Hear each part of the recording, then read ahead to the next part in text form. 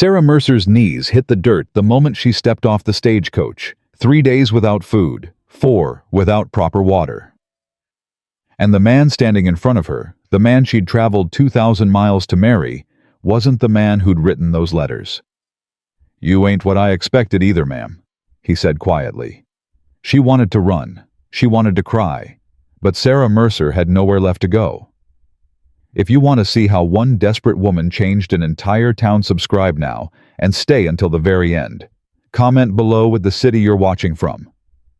I want to see how far this story travels. The stagecoach rattled to a stop in a cloud of red dust.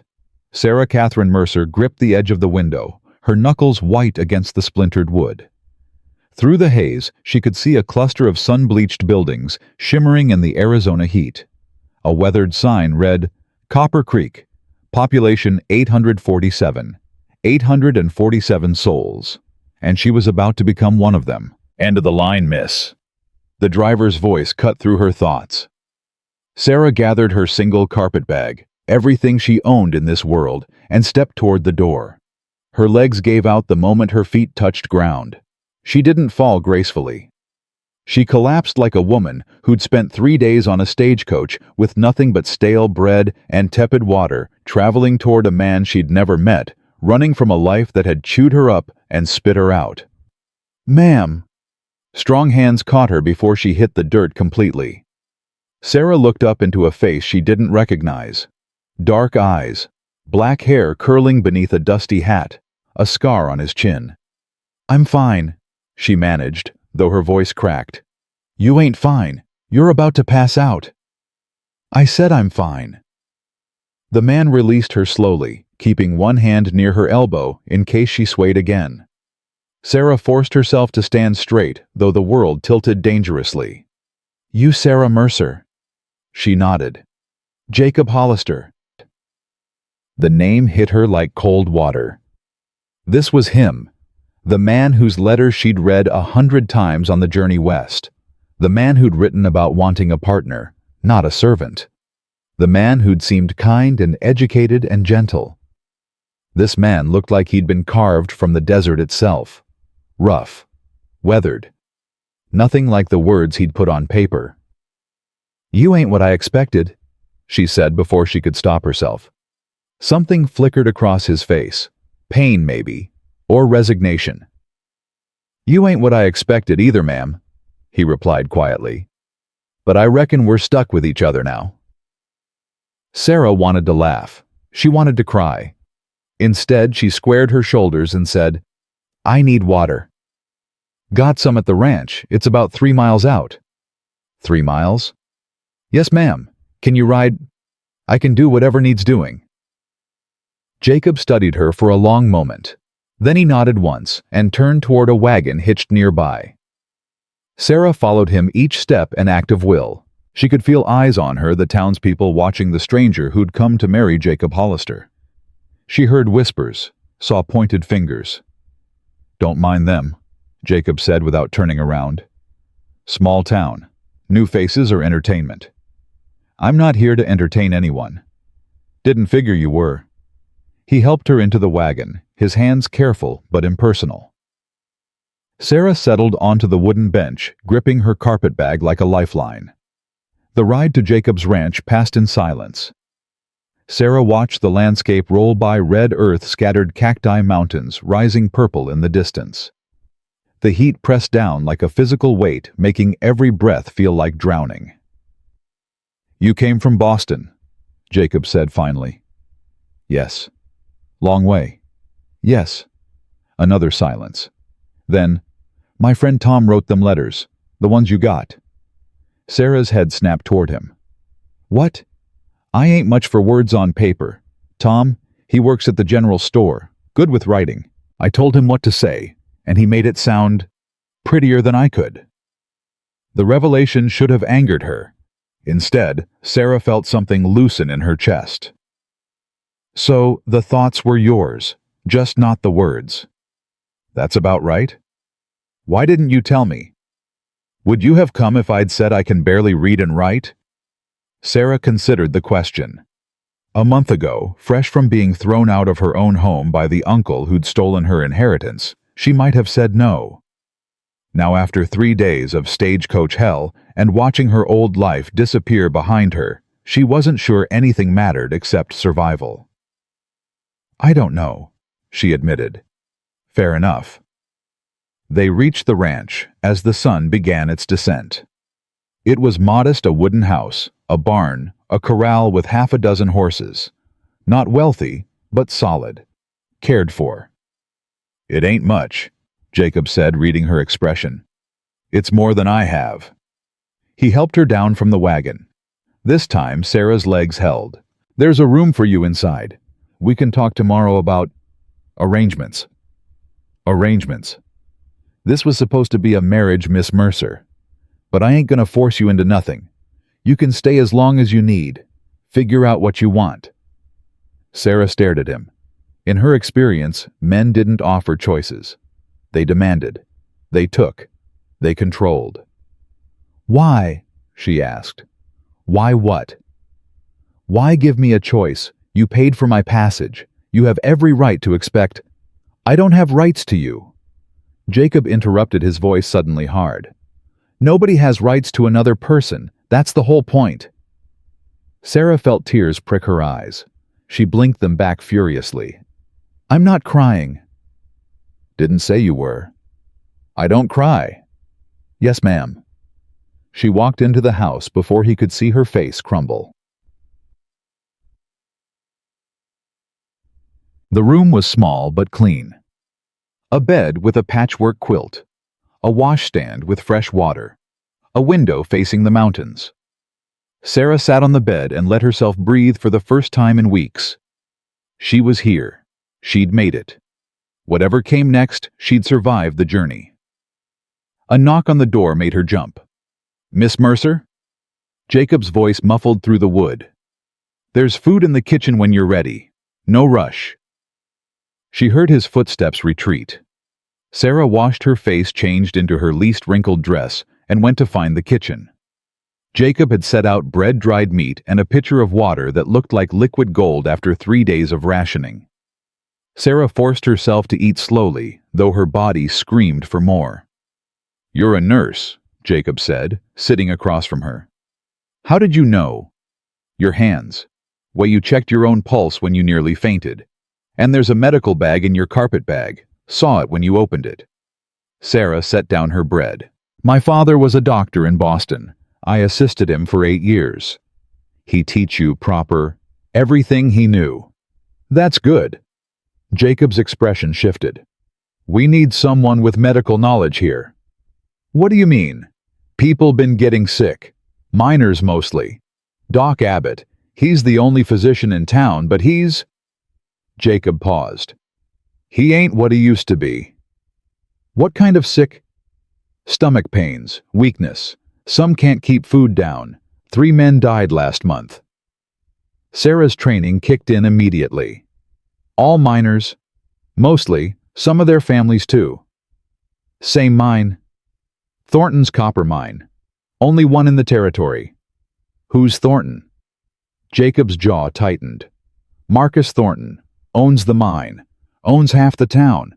Owns the sheriff, if we're being honest." "And no one's investigated these deaths?" "Thornton says it's bad food. Contaminated supplies. Got a doctor from Phoenix to agree with him." "But you don't believe that?" Jacob met her eyes. "I believe something's killing those men. And I believe Thornton knows what it is." Sarah felt the familiar pull of a puzzle. The need to understand that had driven her father and now drove her. "I'd need to examine the sick ones. See their symptoms firsthand." "That's a dangerous road, Miss Mercer." "I've walked dangerous roads before." Something shifted in Jacob's expression. Respect, maybe. Or recognition of a kindred spirit. "Get some rest tonight," he said. "Tomorrow, I'll take you into town. Introduce you proper. As what your mail-order bride. As whoever you want to be." Sarah finished her meal in silence, turning his words over in her mind. Whoever she wanted to be. When was the last time anyone had offered her that choice?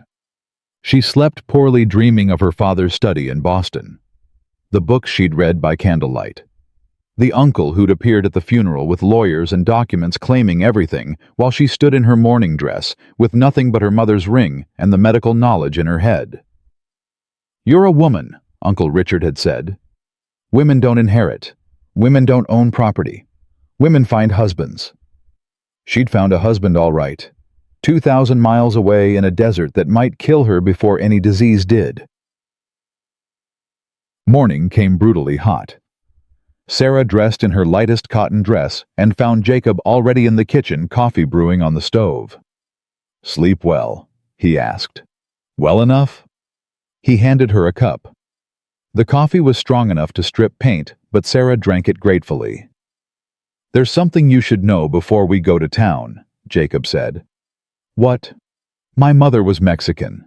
Elena Santos. She runs a restaurant in town. She was my mother's best friend growing up. Most folks here, they don't care much for people with mixed blood." Sarah absorbed this information. "Is that why you sent for a mail-order bride? Because local women wouldn't?" "Local women's fathers wouldn't," Jacob corrected. "I ain't good enough for their daughters. Half-breed rancher with dirt under his fingernails." "That's ridiculous." "That's reality, Miss Mercer. I ain't asking for sympathy. Just want you to know what you're walking into." Sarah set down her coffee cup. "In Boston, I was the daughter of a doctor who taught his girl to read medical texts instead of finding her a proper husband. I was the woman who dared to assist at surgeries. I was the niece who got thrown out of her own home because a man decided my inheritance belonged to him." She met Jacob's eyes. "I've been walking into judgment my whole life. A little more won't break me." The corner of Jacob's mouth twitched, almost a smile. "Reckon it won't." The wagon ride into town felt different in daylight. Sarah could see everything now. The sparse vegetation, the distant mining operations scarring the mountainside, the way the heat made the horizon shimmer like water. Copper Creek looked even smaller than it had yesterday. A main street with a general store, a saloon, a church. Side streets with modest homes, and everywhere the red dust that seemed to coat everything. "That's Thornton's office," Jacob said, nodding toward a large building at the end of the street. "And that's Doc Abbott's place across from it. They're right next to each other. Convenient for Thornton. He likes keeping things close." Jacob pulled the wagon up in front of a small restaurant with a hand-painted sign, "Elena's Kitchen." "Best food in town," he said. "And Elena's good people. She'll help you get settled." They walked inside. The restaurant was simple wooden tables, a counter, a kitchen visible through a doorway. The smell of cooking meat and spices filled the air. A woman emerged from the kitchen. Mid-40s, dark hair streaked with gray hands dusted with flour. Her face transformed when she saw Jacob. "Mijo." She embraced him warmly, then stepped back to look at Sarah. "And this must be your bride." "This is Sarah Mercer. Sarah, this is Elena Santos." Elena's eyes were sharp, assessing. Sarah had the feeling she was being measured and catalogued. "You look half dead," Elena said bluntly. "Thank you, that's exactly what I was going for." Elena burst out laughing. "Oh, I like her. Sit, both of you. I'll bring food." They sat at a corner table. Elena returned with plates of eggs, beans, and something wrapped in a warm tortilla that Sarah had never seen before. "Breakfast burrito," Elena explained. "My specialty." Sarah took a bite. The flavors exploded on her tongue. Spices she couldn't identify. Meat that had been cooking for hours. Eggs that were somehow creamy and firm at the same time. "This is incredible." "Thank you. Most of the town won't eat here. Too Mexican for their taste." Elena's voice carried no bitterness, just weary acceptance. "But the miners come. They don't care where good food comes from." "The miners," Sarah said carefully. "Jacob told me some have been getting sick." Elena's expression shuddered. "We don't talk about that." "Why not?" "Because people who talk about it have accidents. Bad luck. Suddenly their businesses fail, or their families have trouble." Elena glanced toward the window. "Thornton doesn't like questions." But people are dying. People die all the time, Miss Mercer. Life is cheap on the frontier. Sarah felt anger rise in her chest. Not to me. I'm a nurse. I've trained with doctors. If there's something causing this illness... Sarah. Jacob's hand touched her arm. A warning. She looked around. Other customers had stopped eating.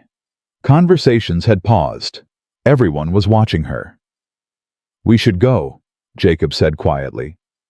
They left the restaurant, Sarah's breakfast sitting heavily in her stomach. You can't do that here, Jacob said once they were outside. Do what ask questions about people dying. Not in public, not where Thornton's people can hear. This is insane. A disease is killing miners and everyone's just accepting it. They're scared. Thornton controls the mine. The mine provides most of the jobs. No mine, no work. No work, no food. People do a lot of ignoring when their survival depends on it. Sarah thought of Boston, of the wealthy families who'd ignored the poor dying of cholera in the tenements, of the society that had looked away when women were beaten by husbands because marriage was sacred. Fear makes cowards of everyone, she said bitterly. Not everyone. Jacob's voice was soft but certain. Just most. A commotion down the street caught their attention. A crowd had gathered outside the general store. Raised voices. A woman crying. Jacob moved toward it immediately. Sarah followed. At the center of the crowd, a woman in a faded dress knelt on the ground clutching a young boy who couldn't have been more than 8 years old. The boy was pale, sweating, clearly struggling to breathe. Please, the woman sobbed. Someone help my Miguel, he can't breathe. People stood around watching. Nobody moved. Sarah pushed through the crowd without thinking. She dropped to her knees beside the boy. What happened? She demanded. He was fine this morning. Then he started getting weak and now Sarah pressed her fingers to the boy's neck. Pulse rapid and thready. His skin was clammy despite the heat.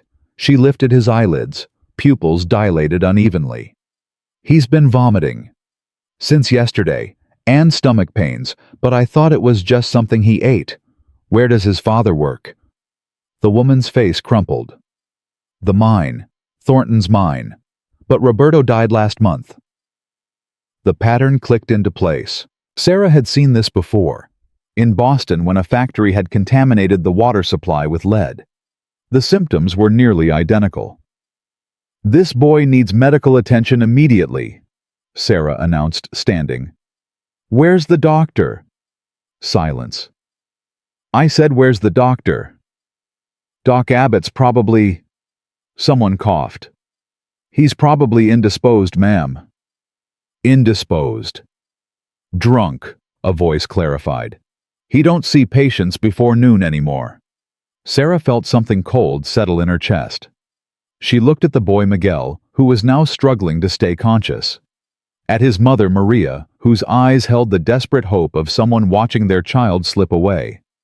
Then I'll treat him myself. Someone help me get him inside. Jacob stepped forward without hesitation. He lifted the boy carefully, cradling him like something precious. Where? He asked Sarah. Elena's kitchen. It's clean and close. They moved quickly through the crowd. Sarah heard the whispers following them. Who does she think she is? Hollister's mail-order woman playing doctor. Thornton ain't gonna like this. She ignored them all.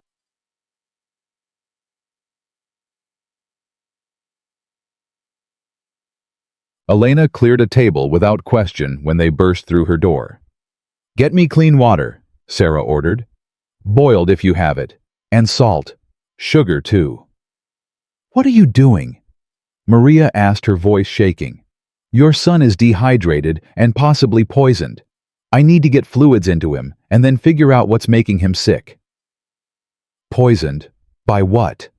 Sarah didn't answer.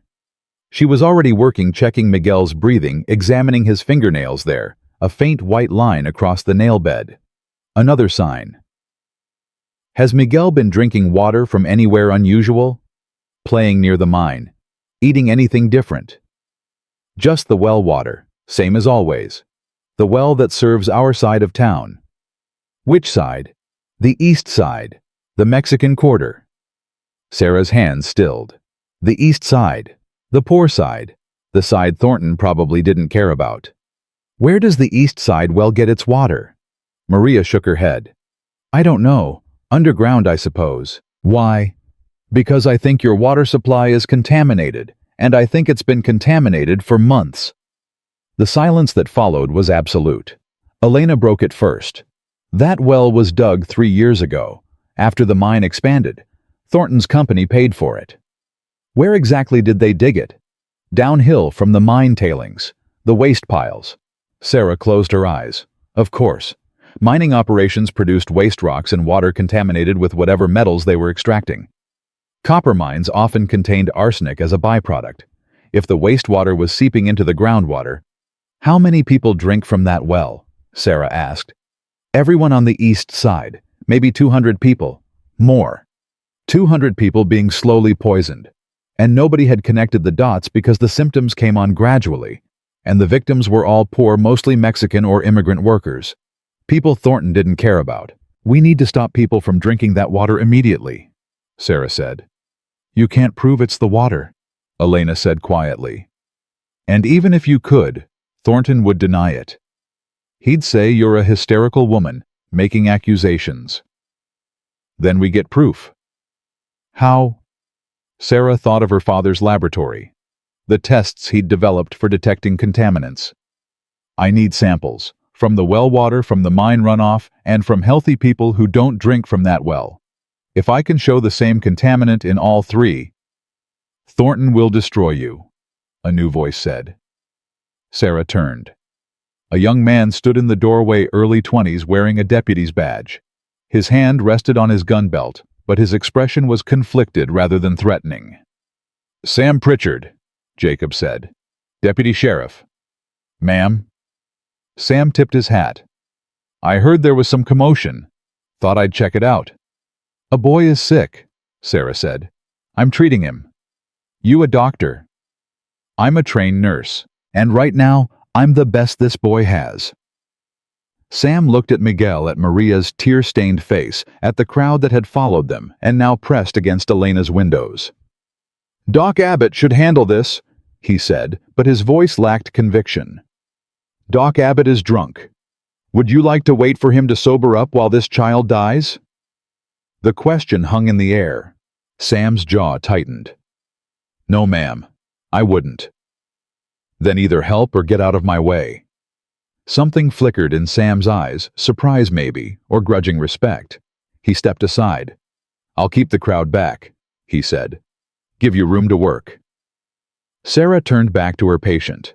Miguel's breathing had steadied slightly. The sugar water she'd given him was helping with the immediate crisis. But without proper treatment, without stopping the source of the poisoning, he and everyone else drinking from that well would continue to sicken.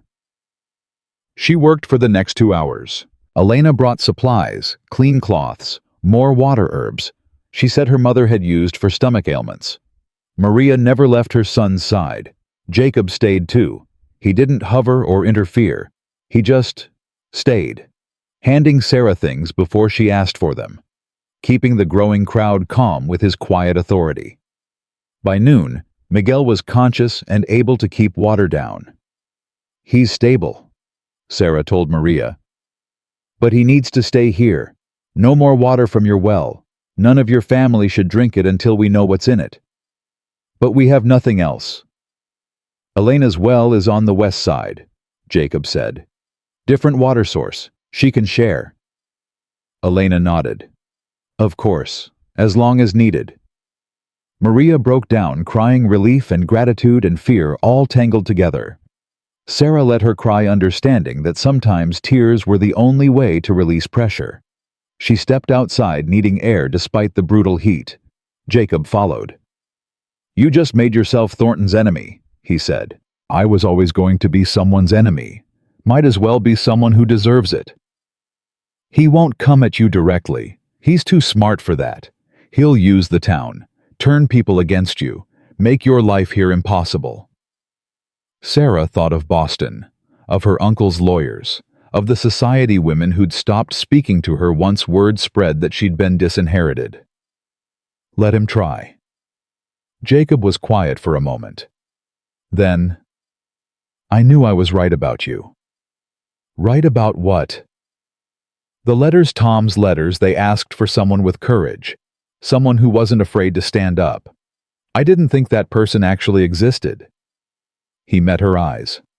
But here you are. Sarah felt something warm bloom in her chest, despite everything. I'm not brave. I'm just too stubborn to quit. Sometimes that's the same thing. The afternoon brought a visitor Sarah had been dreading. Dr. Henry Abbott arrived at Elena's kitchen smelling of whiskey and outrage. "Who's been practicing medicine in my town?" he demanded, swaying slightly in the doorway. Sarah stepped forward. "I stabilized a sick child, that's all." "Stabilized? Stabilized?" Abbott's face purpled. "You're not licensed. You're not trained. You're just some mail-order woman playing nurse. I assisted my father for 8 years. He was a physician in Boston. Assisted, not practiced. There's a difference, Missy. The difference is that I was here and sober while a boy was dying. Where were you, Dr. Abbott?"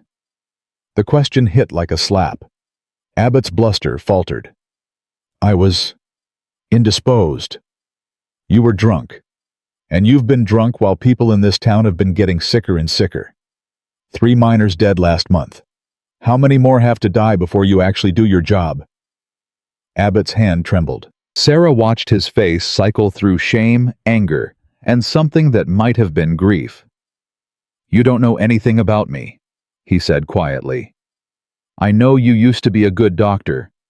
I know something happened that made you stop.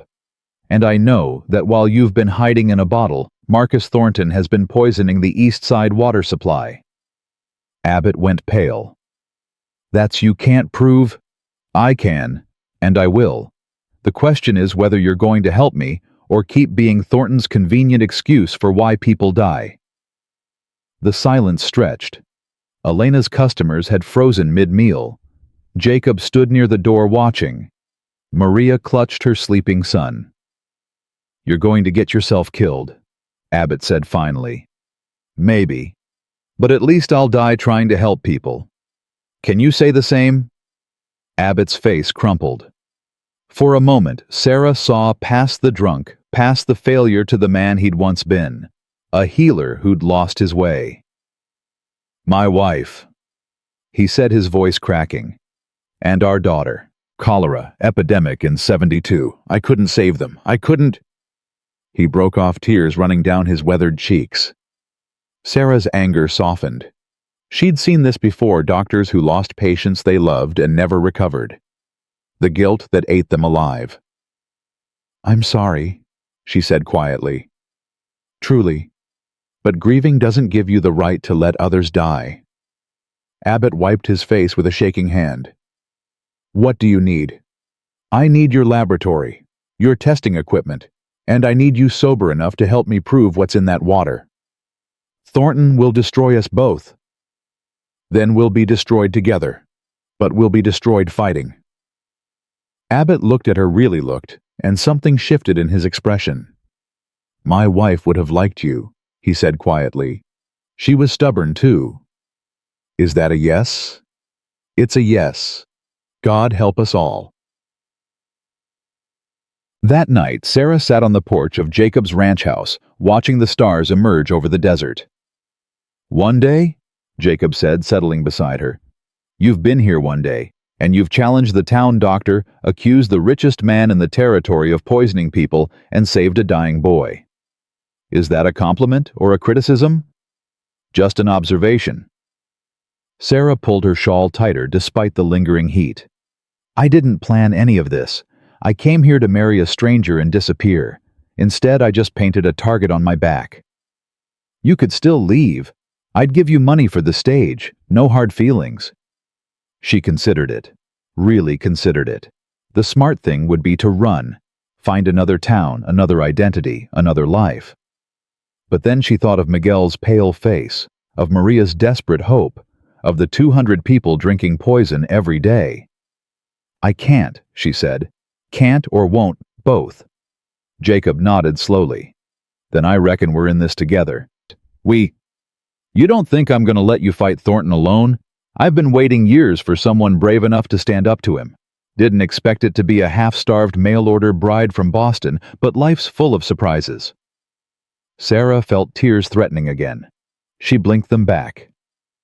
I'm not used to people standing with me, she admitted. Well, you better get used to it, because I ain't going anywhere. They sat in silence. As the stars multiplied overhead, two strangers bound by circumstance, facing a future neither of them could have imagined. Tomorrow would bring new battles. Thornton's response. Abbott's shaky sobriety. A town divided between fear and conscience. But tonight, Sarah allowed herself to believe that maybe, just maybe, she'd finally found a place worth fighting for, and a man worth fighting beside. The first test results came back 3 days later. Sarah stood in Dr. Abbott's cramped laboratory, her hands trembling as she read the numbers. Abbott stood beside her sober for the first time in months, his face gray with understanding. Arsenic, she said quietly. Enough to kill a grown man in 6 months of regular exposure. And the children. Abbott's voice broke. Faster, much faster. Sarah set down the paper. Her mind raced through the implications. 200 people drinking from that well. Families, children, pregnant women. We have to tell them, she said. I don't care what Thornton will do. People are dying, Henry. Abbott flinched at the use of his first name, but he didn't argue. We need to do this right, he said finally. Document everything. Get witness statements. Make copies of these results and send them somewhere Thornton can't reach. Where? I have a colleague in Phoenix, a federal health inspector. If we can get him this evidence, then Thornton loses. Abbott's laugh was bitter. Thornton never loses, Miss Mercer. He just finds new ways to win. The door burst open. Jacob stood in the frame, breathing hard. You need to come, now. What happened? Maria's house is on fire. Sarah ran. By the time they reached the east side of town, the small adobe house was engulfed. Maria stood in the street clutching Miguel, screaming for help that wasn't coming. My other children, Carlos and Rosa, are inside. Jacob didn't hesitate. He pulled off his hat, covered his face with his bandana, and ran into the flames. Jacob, no! Sarah tried to follow, but Elena grabbed her arm. You'll die in there. So will he. Seconds stretched into eternity. Smoke poured from windows. The roof groaned. Sarah's heart stopped beating. Then Jacob emerged, a child under each arm, stumbling through the doorway, just as the roof collapsed behind him. He dropped to his knees, coughing violently. Carlos and Rosa were crying, but alive. Maria gathered all 3 children against her, sobbing. Sarah knelt beside Jacob, checking him for burns. You stupid, reckless man. They're alive, he managed between coughs. You almost weren't. Worth it. She wanted to slap him. She wanted to kiss him. She did neither, just pressed her hand against his chest and felt his heart hammering beneath her palm. Don't ever do that again. Can't promise that, ma'am. The fire crew arrived too late to save anything. Maria stood amid the ashes of her life, holding her children, looking at Sarah with eyes that held no tears left. This was a warning, Maria said quietly, for helping you. Sarah's blood ran cold. You don't know that. Everyone knows that. Thornton's men were seen near here an hour ago. Everyone saw them. No one will say anything. I'll say something, Jacob growled. I'll walk into his office right now and what, get yourself killed too? Elena stepped forward. Thornton wants you to react. He wants you to give him an excuse. So we just let him burn people's homes. We survive. We document.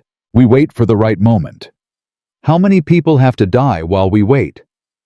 No one had an answer. Sarah looked at the smoking ruins. At Maria's children who would have nightmares for years. At Jacob's burned hands which he hadn't even noticed yet. "This ends," she said. "I don't know how yet, but this ends." That night Sarah treated Jacob's burns while he sat at the kitchen table, jaw tight against the pain. "You should have let the doctor do this," he said. "Abbott's hands shake too much, and you need to hold still." Hard to hold still when someone's pouring whiskey on open wounds. "Would you rather they get infected?" Jacob grumbled, but stopped moving. Sarah worked in silence for a moment, then, "Why did you run into that fire?" "There were kids inside." "You could have died."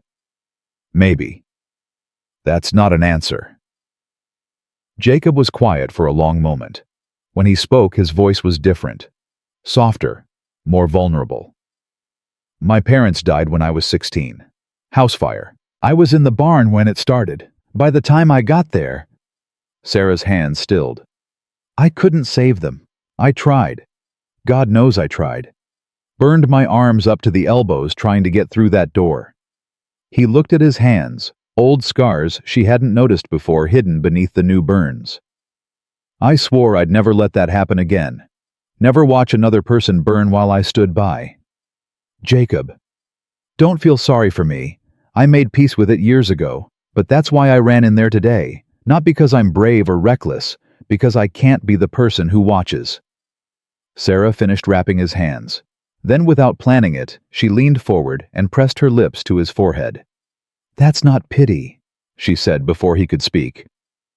"That's respect." He looked up at her with those dark eyes, and something shifted between them. Something neither of them was ready to name. "You should get some sleep," he said roughly. "So should you." Neither of them moved. The knock on the door shattered the moment. Jacob was on his feet, instantly reaching for the rifle by the door. "Who's there?" "Sam Pritchard. I need to talk to Miss Mercer." Jacob opened the door, rifle still in hand. Sam stood on the porch, hat in his hands, looking like he hadn't slept in days. "It's late for a social call, deputy." "This ain't social." Sam's eyes found Sarah. "Ma'am, I need to tell you something. Something that could get me killed." "Then maybe you shouldn't say it." "Maybe. But I'm gonna say it anyway." Sam took a breath. "The fire at Maria's house. I know who said it." Sarah's heart stopped. "Who?" "Tom Blake and Marcus Hall. They work for Thornton. I saw them riding away from the east side an hour before the fire started. They were carrying kerosene." "Did you report this?" Sam laughed bitterly. "To who? Sheriff Dawson. He's been in Thornton's pocket since before I was born. I report this, I disappear. Just like everyone else who's crossed Thornton." "Then why are you telling me?" Sam's jaw tightened. "Because I'm tired. Tired of looking the other way. Tired of pretending I don't see what's happening in this town." He met her eyes. "And because there's a girl, Grace Thornton, the old man's daughter. She's not like him. She's good. And I can't look her in the eye anymore knowing what her father's doing." "You're in love with Thornton's daughter?" "Yes, ma'am. God help me, I am." The situation had just gotten infinitely more complicated. "Does she know?" Sarah asked. "About what her father's doing?" "No. He keeps her sheltered. She thinks he's a respectable businessman." "Would she believe you if you told her?" Sam hesitated. "I don't know. She loves her father.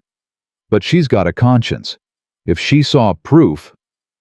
"Then we need to get her that proof." Jacob stepped forward. "This is dangerous, Sarah. We're talking about turning a man's daughter against him. We're talking about saving lives. If Grace can get us access to her father's records..." "She could also turn us in." "She could, but I don't think she will." Sarah looked at Sam. "You know her better than anyone. What does your gut tell you?" Sam was quiet for a long moment. "My gut says she'll do the right thing, even if it destroys her family." "Then arrange a meeting, somewhere private, somewhere her father won't know." "I can do that, but if this goes wrong, then we all hang together." Sam almost smiled. You know, when I heard Hollister was bringing in a mail-order bride, I figured she'd be some quiet, mousy thing. Should have known better. Should have, Sarah agreed. Now go, before someone sees you here. Sam left as quietly as he'd come. Sarah stood at the window watching him disappear into the darkness. You're playing a dangerous game, Jacob said behind her. I know. Thornton won't stop at burning houses. If he finds out we're turning his own daughter against him, then we make sure he doesn't find out until it's too late. Jacob moved closer, close enough that Sarah could feel the heat radiating from him. Why are you doing this? He asked quietly. You could walk away. You've got no ties here, no family, nothing holding you. Sarah turned to face him. In the lamplight, his features were sharp and soft at once. Nothing holding me. I have Elena, who took me in without question. I have Maria and her children. I have Henry Abbott, who's fighting his demons to help me. I have you. Me. You ran into a burning building for children you'd never met. You stand beside me even though it could cost you everything. You look at me like I'm worth something. You are worth something. In Boston, I was worth nothing. Less than nothing. My own family threw me away like garbage. Sarah's voice cracked. Here people see me. They need me. For the first time in my life, I matter. You would have mattered anywhere. Maybe. But I matter here. And I'm not leaving. Jacob reached up his burned hand, touching her cheek so gently she barely felt it. I didn't bring you here to fight my battles, he said. You didn't. I chose this fight. Sarah, say it again. What?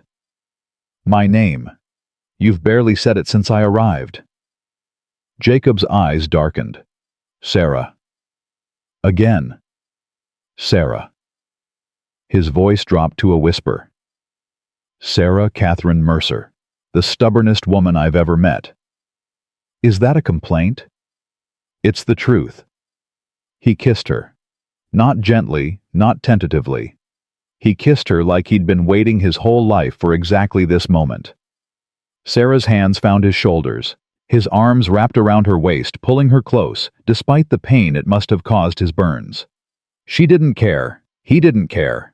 Nothing existed except this moment, this man, this impossible connection that had grown from desperation into something neither of them could control. When they finally broke apart, both breathing hard, Jacob pressed his forehead against hers.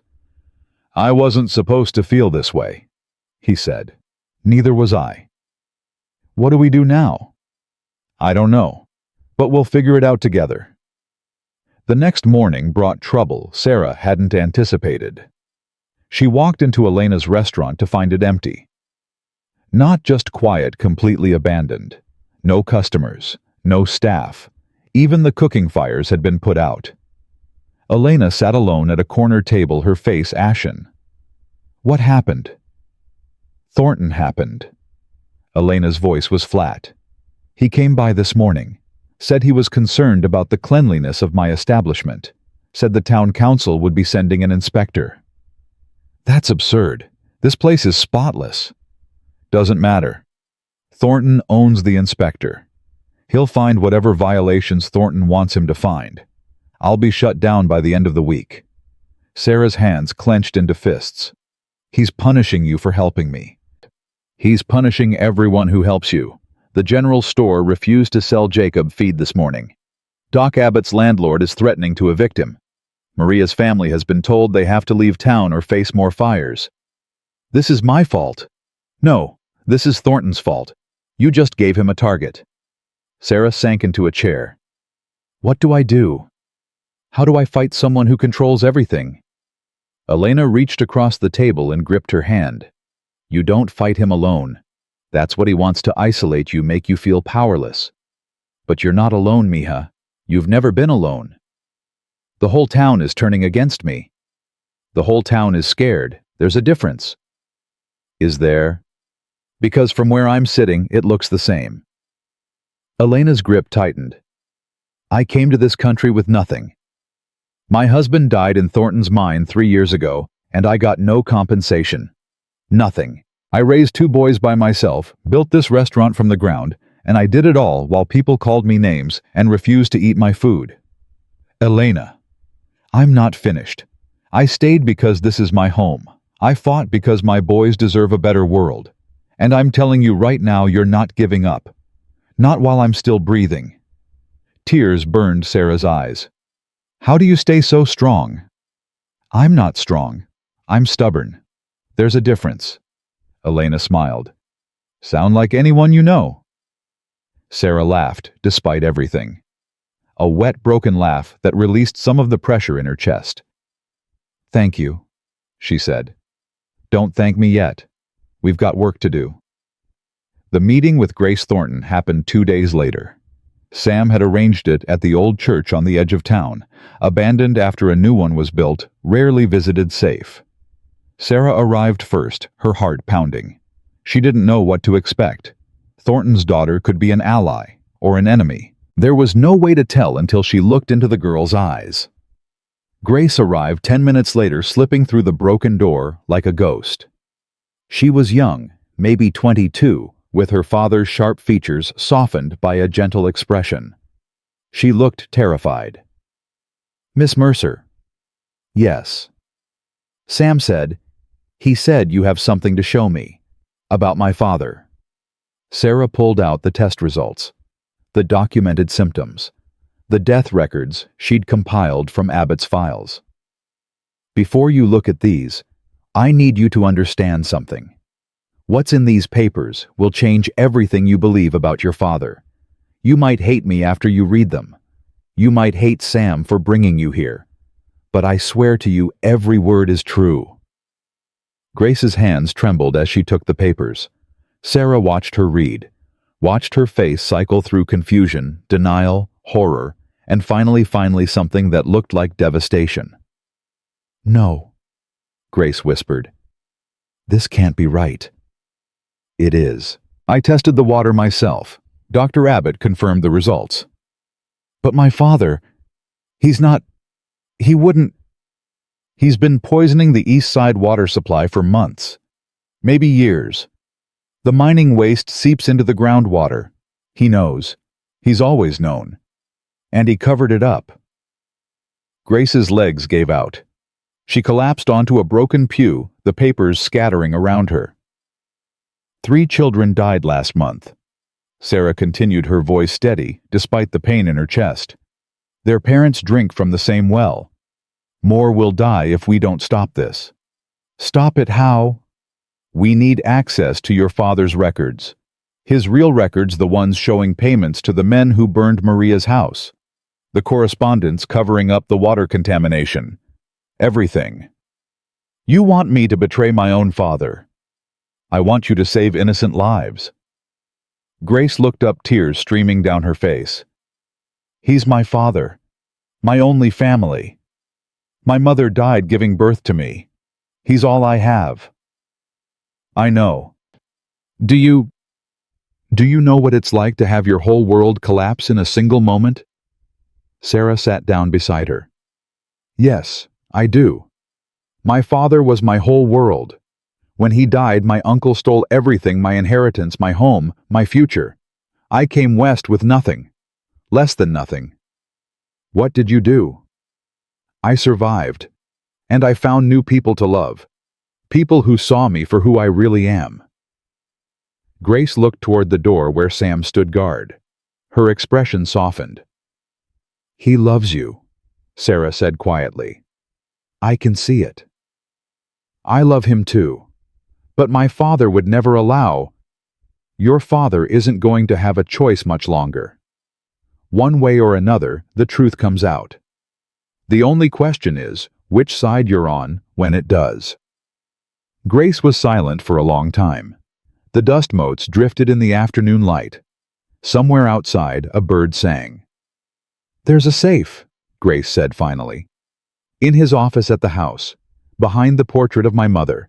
That's where he keeps everything important. Do you know the combination? No.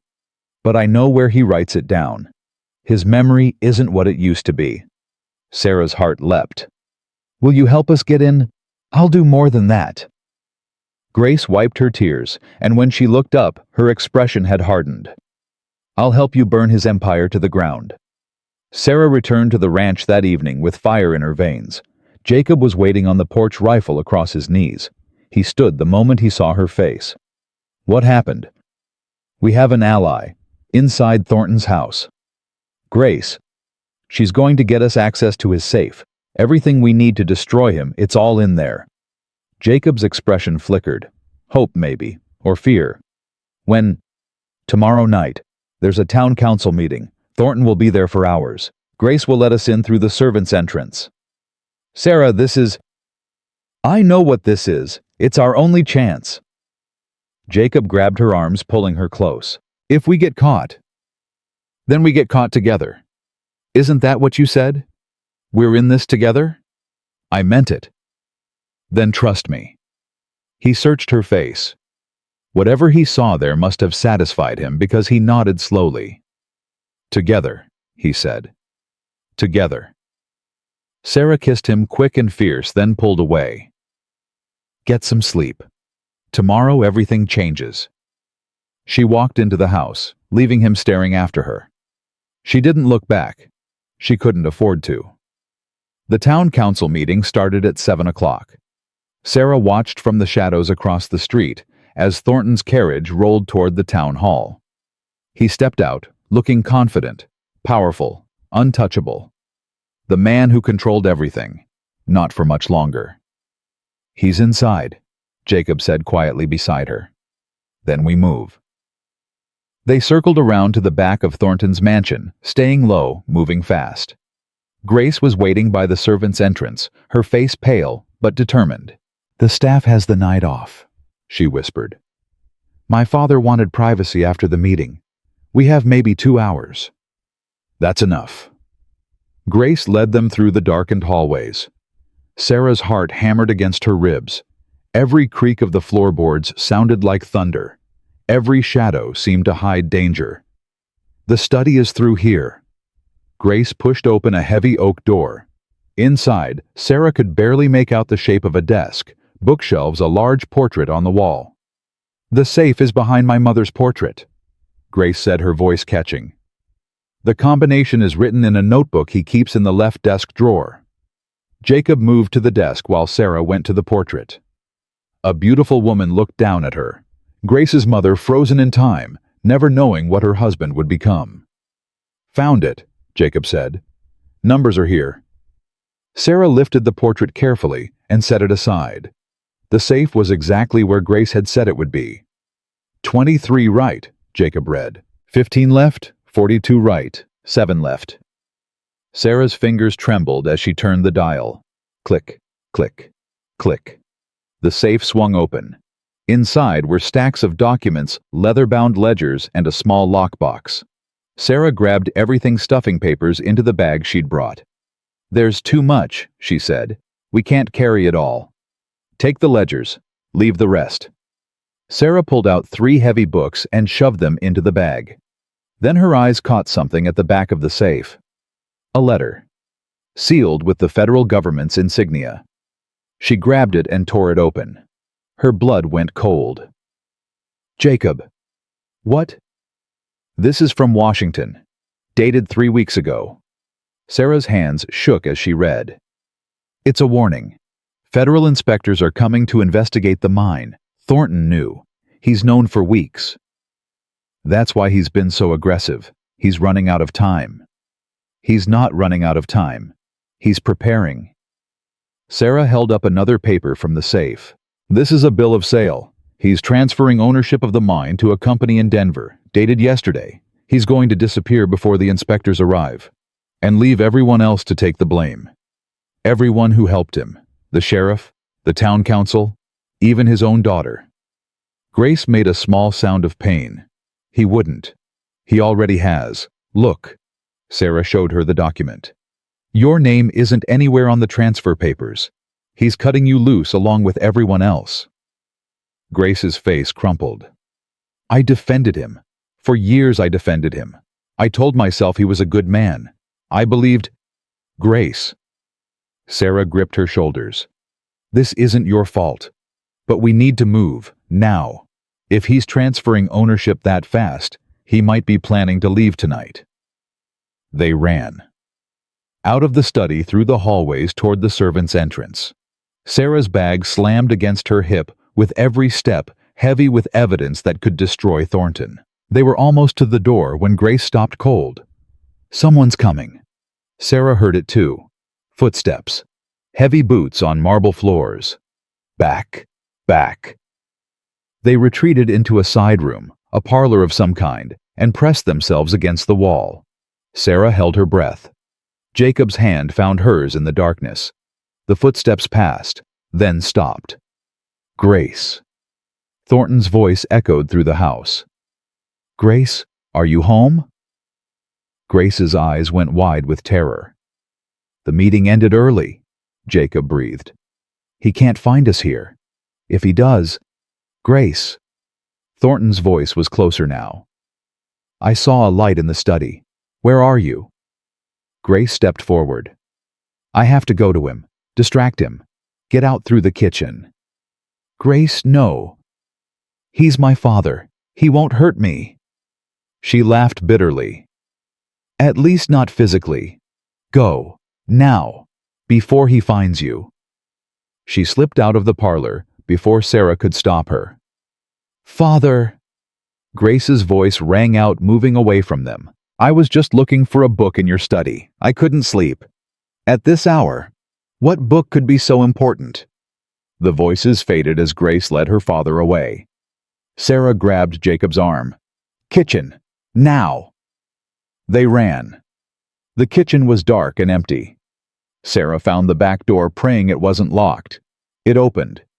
They stumbled into the night air, not stopping until they reached the trees at the edge of Thornton's property. Did we get enough? Jacob gasped. Sarah clutched the bag against her chest. We got everything. Ledgers, payment records, the federal warning. It's all here. Then we won. Not yet. We won't win until everyone knows the truth. They made their way back to Elena's restaurant through the darkest streets. Elena was waiting along with Dr. Abbott and Sam Pritchard. Did you get it? Elena asked. Sarah dumped the contents of the bag onto the table. Ledgers, letters, bills of sale. More than we hoped for. Abbott picked up the federal letter, his face going gray as he read. He knew. The bastard knew inspectors were coming, and he accelerated the poisoning to squeeze out every last dollar before he ran. Look at this. Sam held up one of the ledgers. Payments to Sheriff Dawson. Monthly. Going back 5 years. And this. Elena pointed to a page. Payments to Blake and Hall. The same week Maria's house burned. The evidence was overwhelming. Thornton had documented his own crimes with meticulous precision. We take this to the federal inspectors when they arrive, Sarah said. The door crashed open. Sheriff Dawson stood in the frame, flanked by 4 deputies. His face was murderous. Sarah Mercer, he said coldly. You're under arrest for burglary, trespass, and theft. You can't. I can. And I will. Dawson grabbed her arm, wrenching her away from the table. Mr. Thornton reported a break-in at his home, described the perpetrators perfectly. Grace? Sarah breathed. He must have. His daughter confirmed everything, said you forced your way in and threatened her life. That's a lie. Tell it to the judge. Dawson shoved her toward the door. His deputies were gathering the evidence, the ledgers, the letters, everything. No. That evidence proves Thornton is a murderer. This evidence proves nothing except that you're a thief. Dawson's smile was cold. Mr. Thornton will be pressing charges personally. I'd say your trial will be over by noon tomorrow. Jacob lunged forward, but 2 deputies grabbed him before he could reach Dawson. Touch me and I'll add assault to your charges, Dawson warned. Your woman's already looking at 10 years. Want to join her? Let her go. Take me instead. Noble but stupid. She's the one Thornton wants. Sarah met Jacob's eyes across the chaos. She saw rage there. Fear. Love. "Don't do anything foolish," she said quietly. "Find another way." "Sarah, promise me." His jaw clenched. "I promise." Dawson dragged her out of the restaurant and into the night. The jail cell was small and cold despite the summer heat. Sarah sat on the narrow cot, trying to think, trying to plan. But her mind kept circling back to one terrible fact. They had lost. Thornton had won again. The evidence was gone. Grace had betrayed them or been forced to lie. And Sarah would be convicted of crimes she'd committed to expose a murderer. The irony was almost funny. Almost. "Miss Mercer." She looked up. Marcus Thornton stood outside her cell, his expensive suit immaculate, his silver hair perfectly combed. He looked like a gentleman. He looked respectable. He looked like a monster wearing a human mask. "Come to gloat," she asked. "Come to offer you a deal." "I'm not interested in your deals." "You should be, because right now I'm the only thing standing between you and a hangman's noose." Sarah's blood chilled. "Burglary isn't a capital offense." "No, but during the investigation of your break-in, my men discovered something disturbing." Thornton's smile widened. "Evidence linking you to the school fire that killed 2 children last month." "There was no school fire. There are no dead children." "Not yet. But there will be. By tomorrow morning, that evidence will be very convincing." He leaned closer to the bars. "You underestimated me, Miss Mercer. Everyone does. They see a businessman. They don't see the lengths I'll go to protect what's mine." "You're insane." "I'm practical. There's a difference." He stepped back. "Here's my offer. Leave Copper Creek tonight. Walk away. Forget everything you saw and everything you think you know. In exchange, I'll drop all charges and let you live. And if I refuse, then you hang for murder. And everyone who helped you, Jacob Hollister, Elena Santos, Dr. Abbott, they'll face similar fates. I have enough evidence to destroy them all. Real or manufactured, it won't matter by the time my lawyers are finished." Sarah stared at him. He wasn't bluffing. She could see it in his eyes, the absolute certainty of a man who had destroyed countless lives and never lost a moment's sleep. "You're going to poison hundreds of people," she said quietly. "You're going to let them die for profit." "They were always going to die. Minors die young. It's the nature of the work. I'm simply accelerating the inevitable. They have families, children. Replaceable. All of them." Thornton's voice was utterly cold. "That's the truth of the world, Miss Mercer. People are resources. Some are valuable. Most are not. The sooner you accept that, the easier your life becomes." "I'll never accept that." "Then you'll die." He turned and walked away, his footsteps echoing off the stone walls. Sarah sat in the darkness, shaking with rage and fear, and something else. Determination. Thornton thought he had won. He thought she had no options left. He was wrong. Hours passed. The cell grew darker as night deepened. Sarah dozed fitfully, waking at every sound. Then, sometime after midnight, she heard the scrape of a key in a lock. "Miss Mercer?" She sat up. Sam Pritchard stood in the cell doorway, his deputy's badge catching the faint light. "Sam. We need to move, now." "What are you—" "Jacob sent me. He's got a plan, but we don't have much time." Sam grabbed her arm and pulled her toward the door. "Dawson went home an hour ago. Left me on night watch. We've got maybe 30 minutes before someone notices you're gone." They ran through the deserted streets, keeping to the shadows. Sam led her to the old church, the same place where she'd met Grace. Inside, a small group waited. Jacob, Elena, Dr. Abbott, Maria and her children. And Grace. Grace. Thornton stepped forward, tears streaming down her face. "I'm so sorry. He made me. He said he'd kill Sam if I didn't tell him what he wanted to hear." Your father threatened Sam. He knows about us. He's known for months. He said if I didn't cooperate, Sam would have an accident at the mine. Grace's voice broke. I couldn't let that happen. I love him. Sam moved to her side, wrapping an arm around her shoulders. It's not her fault. Thornton had her trapped. But I made it worse. Grace reached into her dress and pulled out a leather satchel. So I'm going to make it right. She handed the satchel to Sarah. Inside were more documents different from the ones they'd taken earlier. These are the originals, Grace explained. The ones my father kept in his private safe. The one even I wasn't supposed to know about. Bank records, land deeds, letters to politicians in Washington. She took a shaky breath. And a confession. A confession. Written in his own hand, 15 years ago. He killed a federal inspector who threatened to expose the mine's conditions. Buried the body in the desert. Grace's voice dropped to a whisper. He kept it as insurance. In case anyone ever tried to betray him, he could threaten to take them down with him. He never imagined his own daughter would find it. Sarah stared at the documents in her hands. Everything. They had everything. How did you... I went back after you were arrested. He was so confident he'd won, he didn't even bother to lock his private safe. He was already packing to leave. Grace's expression hardened. He was going to abandon me, just like you said. Leave me to face the consequences while he disappeared. So you took everything. I took my future back. Jacob stepped forward. We need to get these documents to the federal inspectors, but they're not due for another week. Thornton could be gone by then.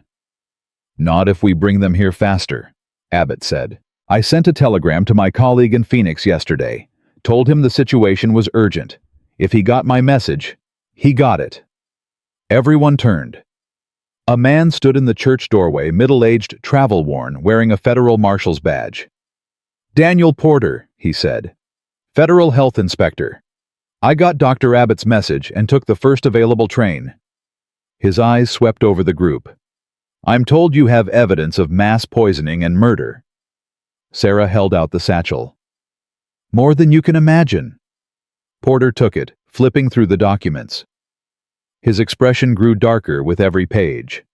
My God, he breathed. He documented everything. He thought he was untouchable, Sarah said. He never imagined anyone would fight back. Well, someone did. Porter looked up. I'll need formal statements from all of you. But based on what I'm seeing here, Marcus Thornton is going to prison for the rest of his life. If you can catch him, Jacob said. He's planning to run tonight. He won't get far. I brought deputies. Porter smiled grimly. Federal deputies. The kind that don't answer to local sheriffs. Then we need to move now. They left the church together, a ragged army of outcasts, immigrants, and rebels. Sarah walked beside Jacob, her hand finding his in the darkness. Whatever happens next, she said quietly, thank you. For what? For grabbing my wrist on that first day, for giving me a chance. Jacob squeezed her hand. Best decision I ever made. They reached Thornton's mansion just as a carriage was pulling away from the front entrance. Thornton, inside his bags, loaded his escape nearly complete. Stop that carriage, Porter shouted. Federal deputies emerged from the shadows, guns drawn. The carriage driver pulled up hard horses, screaming. Marcus Thornton! Porter strode forward. You're under arrest for murder, poisoning, bribery, and corruption of public officials. Step out of the carriage. For a long moment, nothing happened.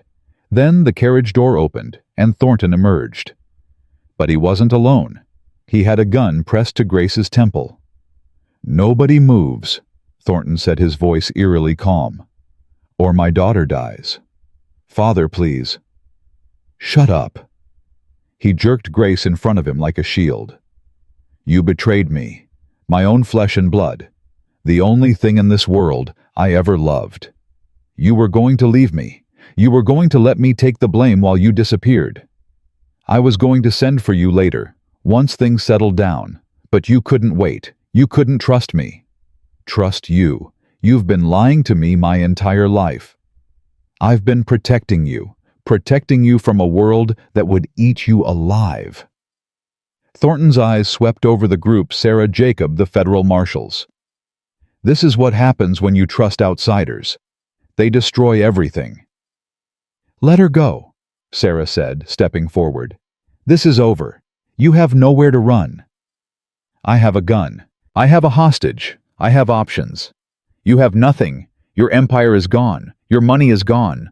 The only thing you have left is your daughter, and you're using her as a shield." Sarah's voice shook with rage. "What kind of father does that? A father who survives. A monster." Something flickered in Thornton's eyes. Pain, maybe. Or the last remnants of humanity drowning in darkness. "You don't understand," he said quietly. "I built this town. I created jobs, homes, lives.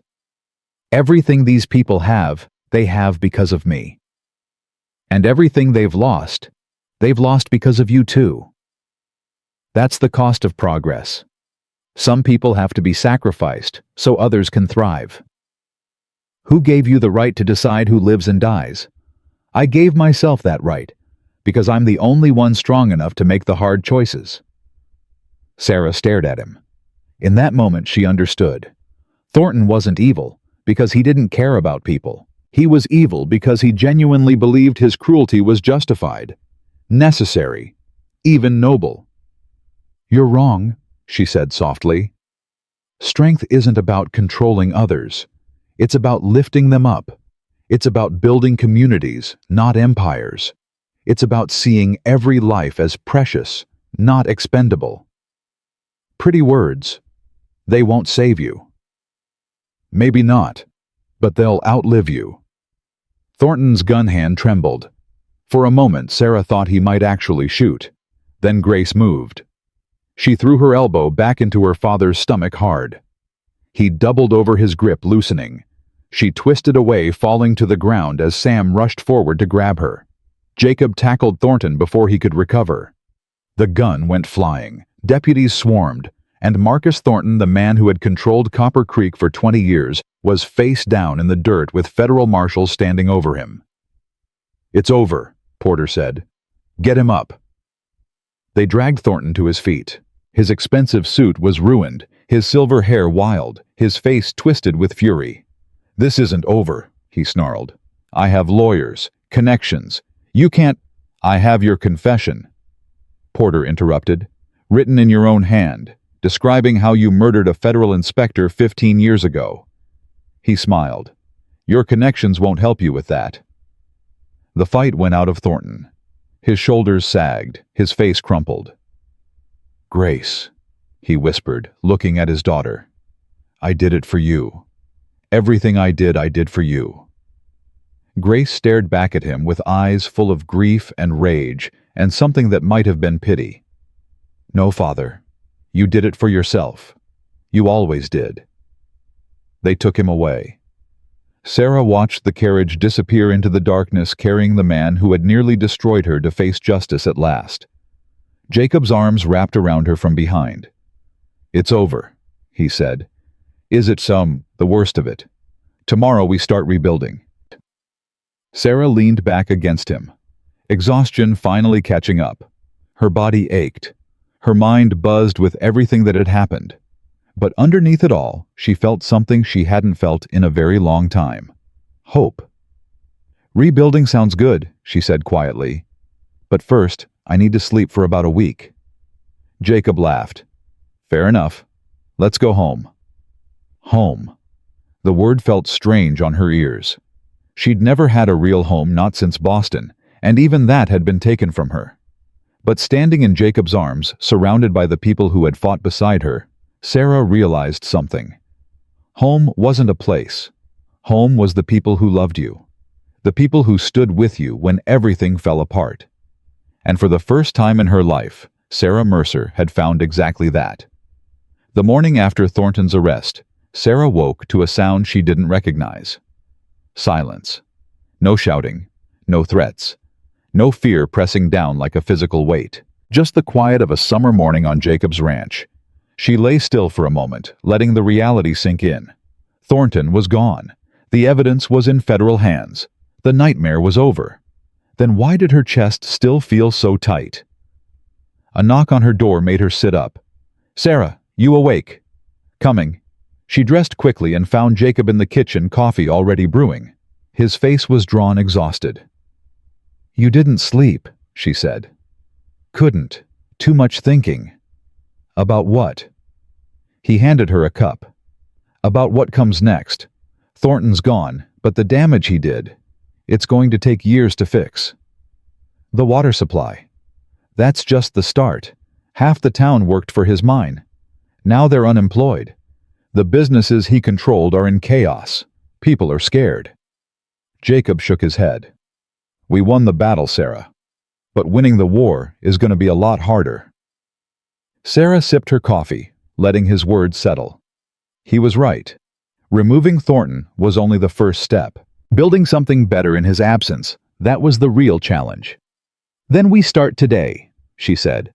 "Start what?" "Everything. The water, the mine, the town. All of it." She set down her cup. "I didn't come this far to stop now." Jacob studied her face. "You know what I love about you." "What?" "You never quit, even when any sane person would." "Is that a compliment or a concern?" "Both." He kissed her forehead. "Let's go save a town." They rode into Copper Creek together. The streets were different now. Sarah could feel it. People moved with less tension. Eyes that had always avoided hers now met her gaze with something approaching respect. "Miss Mercer." A woman hurried toward her, one of the miners' wives Sarah had treated weeks ago. "I heard what you did, taking down Thornton. We all heard." "I didn't do it alone." "No, ma'am. But you started it. You gave us hope when we had none." The woman grabbed Sarah's hands. "My husband's getting better. Since we stopped drinking that water, he's been improving every day. You saved him." Sarah's throat tightened. "I'm glad he's recovering. We all are, and we won't forget what you did. None of us will." As they walked toward Elena's restaurant, more people stopped them, thanking Sarah, thanking Jacob, offering help, supplies, whatever they needed. "This is new," Jacob murmured. "It's what happens when fear disappears. People remember how to be human again." Elena was waiting outside her restaurant, arms crossed, expression unreadable. "You look terrible," she said to Sarah. "Thank you. I missed you too." Elena's stern facade cracked. She pulled Sarah into a fierce embrace. "You did it, mija. You actually did it." "We did it. All of us." "No." Elena pulled back, her eyes shining. "You. The rest of us were too scared for too long. But you walked into that fire and made us brave enough to follow." Inside, the restaurant was packed, not just with Elena's usual customers, but with people Sarah had never seen there before. White families, Mexican families, miners and ranchers sitting together.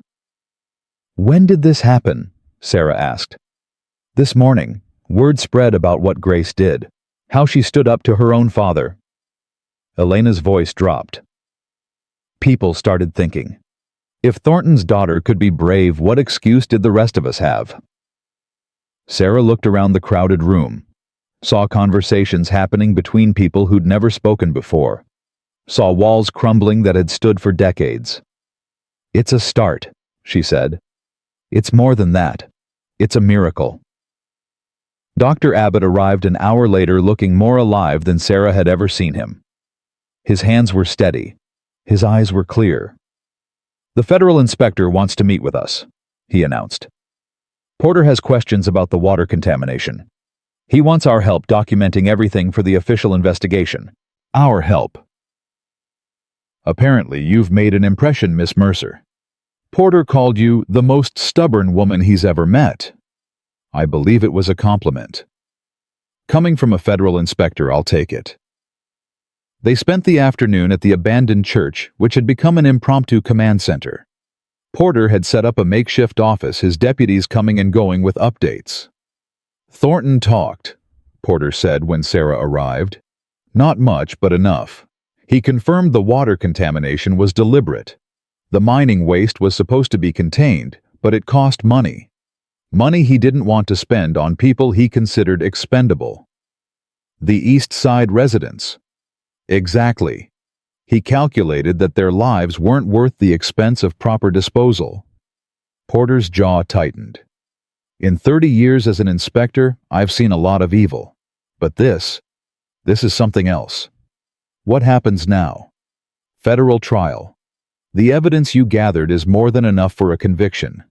Murder, conspiracy, corruption. He'll never see freedom again. And the town? That's where it gets complicated. Porter pulled out a stack of documents. Thornton owned most of Copper Creek outright.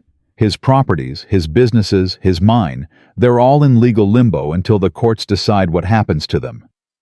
Who decides? Ultimately, the people. If they form a proper town council, they can petition to have Thornton's assets transferred to community control. Porter looked at her. Someone needs to lead that effort. Someone the people trust. Sarah felt the weight of his words. You're suggesting me. I'm suggesting the woman who brought down a tyrant. The woman half this town owes their lives to. Porter shrugged. But it's your choice. That evening, Sarah sat alone on the church steps, watching the sun set over the desert. Jacob found her there. Porter made you an offer, he said, sitting beside her. Word travels fast. Small town. What are you thinking? Sarah was quiet for a long moment. I'm thinking about Boston. About how I spent my whole life trying to fit into a world that didn't want me, trying to earn respect from people who only saw me as property. And now I'm being asked to help build a world from scratch, to create something new instead of fighting for scraps from the old. Sounds terrifying. It is. She turned to face him. But it's also exactly what I've always wanted. A chance to make things right. To prove that one person can actually make a difference. You've already made a difference. Not enough. Not yet. Sarah looked back at the town. There are still people drinking poisoned water. Still families without homes. Still children who've lost parents. We won the battle, Jacob. But the war is just beginning. So you're staying. Was there ever any doubt? He took her hand. I'd hoped. But I didn't want to assume. Assume what? That you'd choose this dusty frontier town over everywhere else you could go. That you'd choose a broken community that needs years of rebuilding. That you'd choose... You... Jacob's eyes met hers. Yeah, that. Sarah leaned in and kissed him, soft and slow and full of promise.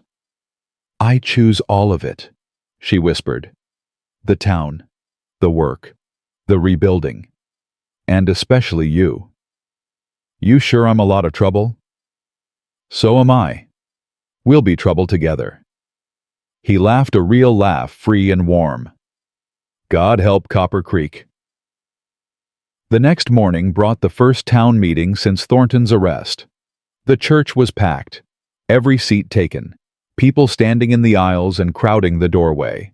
Sarah stood at the front, her heart pounding. She'd faced down a corrupt sheriff. She'd broken into a tyrant's mansion. She'd survived things that should have killed her. But this, speaking to a crowd of people who were looking at her for answers, this was somehow more terrifying. Thank you all for coming. She began, her voice shaking slightly. I know these past few days have been confusing, frightening. Everything you knew about this town has been turned upside down. Murmurs of agreement rippled through the crowd. Marcus Thornton controlled Copper Creek for 20 years. He owned the mine, the businesses, the sheriff.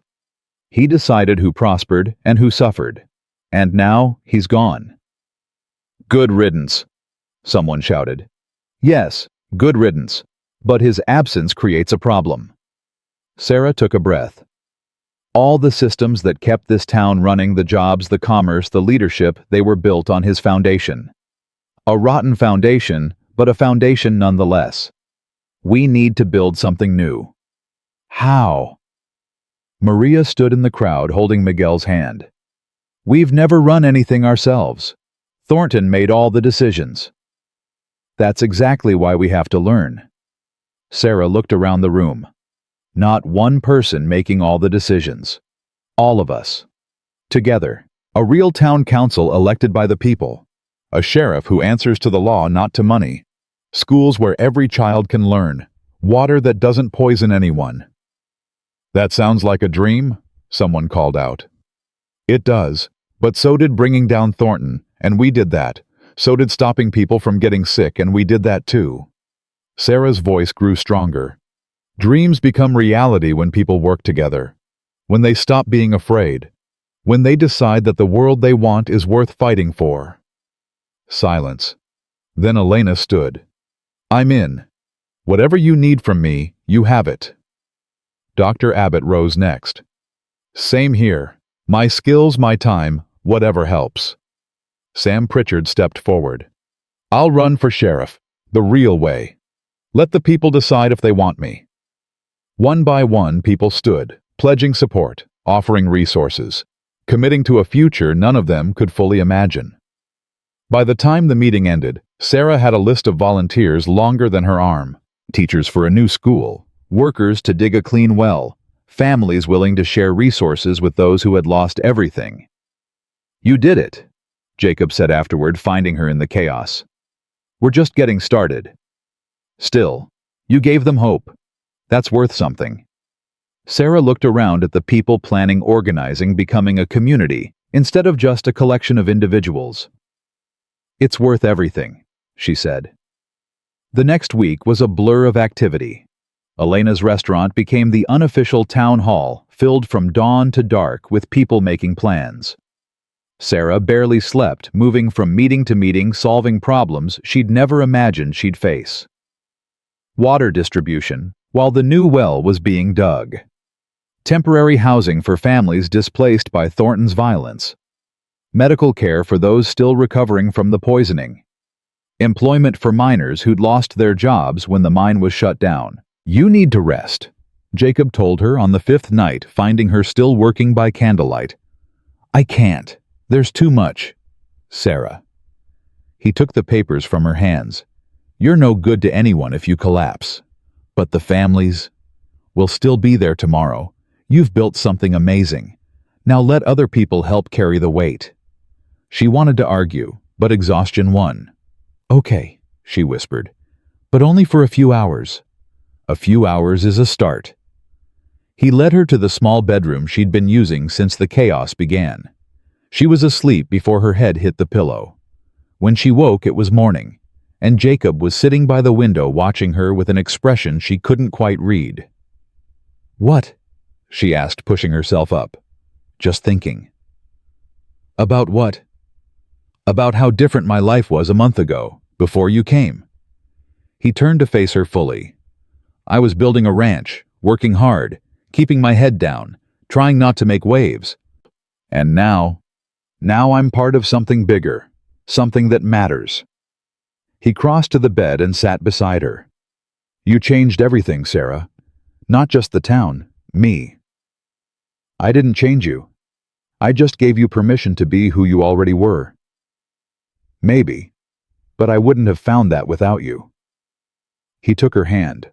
I love you. I should have said it sooner. I should have said it every day since you arrived. But I'm saying it now, and I'll keep saying it until you believe me. Sarah's eyes burned with tears she didn't try to hide. I believe you. Good. He pulled a small box from his pocket. Because I want to ask you something. And I need you to know it's real. Sarah's heart stopped. Jacob opened the box. Inside was a simple gold ring, not fancy, not expensive, but beautiful in its honesty. I know we haven't known each other long. I know there's a million reasons to wait. But life on the frontier is short, and I don't want to waste another minute pretending I don't want you to be my wife. He met her eyes. Sarah Catherine Mercer, will you marry me? Sarah looked at the ring, at the man holding it, at the life they were building together. Yes, she said. Yes, I'll marry you. Jacob's face broke into the widest smile she'd ever seen. He slipped the ring on her finger, a perfect fit, like it had always belonged there. Then he kissed her, and Sarah felt something she'd never experienced before. Complete and utter peace. The news spread through Copper Creek like wildfire. By afternoon, Elena was planning a wedding feast. Maria was organizing flowers from the desert. Even Grace Thornton, still reeling from her father's betrayal, offered to help with arrangements. "Are you sure you want to do this so quickly?" Grace asked, helping Sarah sort through donated fabrics. "Most people court for months, years. Most people don't build towns together. Most people don't face death together."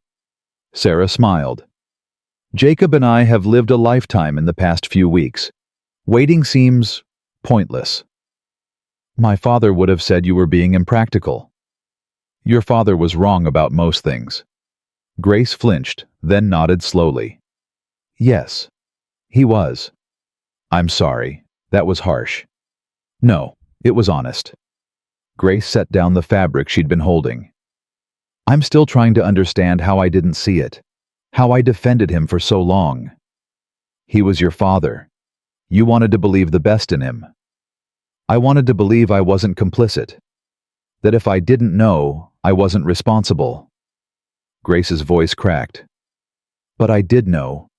Deep down I knew. I just didn't want to see." Sarah took her hands. "You made a choice when it mattered. You stood up. You saved lives. Does that make up for the years I looked away? I don't know. But it's a start, and that's all any of us can do, start." The wedding was set for Saturday. Sam Pritchard was elected sheriff that same day, a real election with real votes the first Copper Creek had ever seen. His first act was releasing the remaining prisoners Thornton had locked up for petty offenses. His second was publicly burning every document linking the old sheriff to Thornton's crimes. "New town," Sam said, watching the papers turn to ash. "New start." Grace stood beside him, her hand in his. The relationship that had been secret for so long was finally in the open. Not everyone approved, but no one dared interfere. "My father would have hated this," Grace said quietly. "Does that bother you?" "No.